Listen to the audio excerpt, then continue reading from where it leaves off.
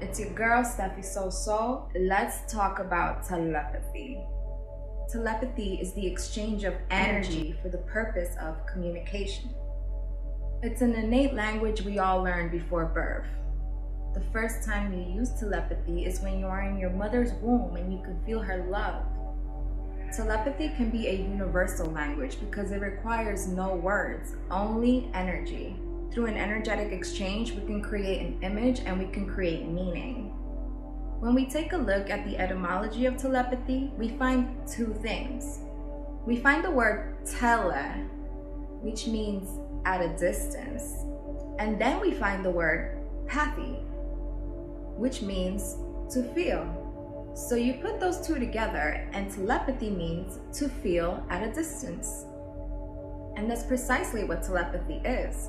When you get a telepathic message, it doesn't come in the form of words. It comes in the form of energy, so you register it as a feeling. The feeling is then translated into meaning, which then is registered as words. Telepathy is all about feeling. The cool thing about telepathy is that we actually enjoy it. We love being telepathic. Every time a telepathic moment happens, we kind of celebrate it. For example, receiving a text from someone you were just thinking about, cooking a meal for a friend that they were craving, finishing each other's sentences, or ordering the same thing at a restaurant without telling each other. These are everyday examples of telepathic communication. What you might shrug off as a mere coincidence is actually an innate language, the very first language you ever learned. Telepathy is not guessing. Telepathy is not mental intrusion. It's a matter of feeling. It's a very natural and innate feeling that is not forced. It is always felt. Telepathy is a knowing, a sharing of thoughts as if they were your own. Think of the last time you said something and your friend said, "Hey, I was just about to say that." Did you guess their thoughts? Or did it just come to you? What did you feel? You didn't try, right? It just happened. With telepathy, there is no force, only feeling. You may even mistake the telepathic messages as your own thoughts. That's where discernment comes into play. When you know yourself, you know the difference between what are your thoughts and what is energy you just received. What are some telepathy signs? One sign of telepathy is a random thought that had no train of thought that led to it. Something that just popped into your mind. Another sign is feeling different. That is registering someone else's energy, a form of telepathic communication. You have a chemical in your brain called polypeptides.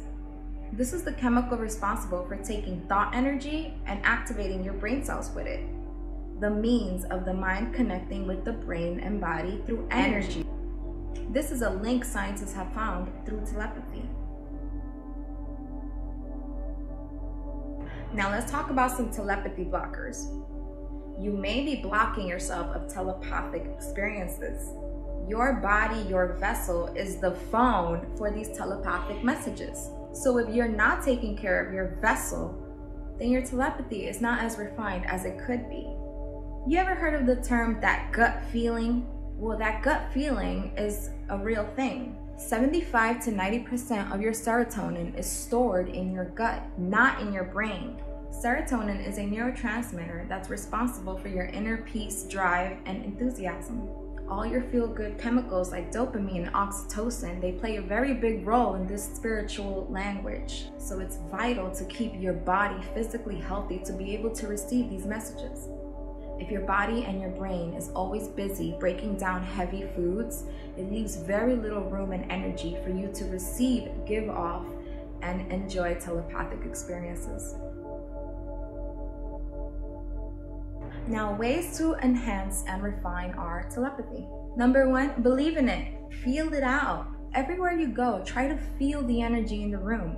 Practice feeling people. When you're texting with someone, feel them out. When you're on the phone with someone, you could even feel their energy even more. The more you tune into feeling and the more you exercise that muscle, the more it can work for you. Play telepathic games with your friends. Telepathic games are very easy. They're basically mind-reading games. You and a friend can think of a color or a number from 1 through 10. You take turns guessing each other's numbers and colors. A good tip for this is to visualize and see the number or see the color around them. Visualization is key with telepathy. It's like we all share this one eye and we just gotta tap into it. Telepathy can also be practiced with your inner guidance. If you believe in angels or ancestors that guide you, you speak to them through telepathy. I feel we are all enhancing our telepathic communication as a collective. With the recent spiritual shifts, it's inevitable. So don't be surprised if you find yourself speaking more telepathic with your loved ones. Remember, it was your first language, you never forgot it, and we all have it. I wonder if you guys could read my thoughts right now. I am very telepathic. Sometimes I'm a little too telepathic, but I am very thankful for the gift. And I am thankful for you guys tuning into this video. Bless you, bless you. Telepathically sending you all my love. Please feel it. I'm gonna send it right now.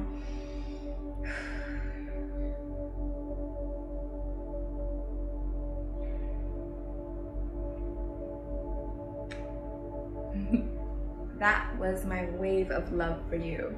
Take care, guys. Thank you for watching.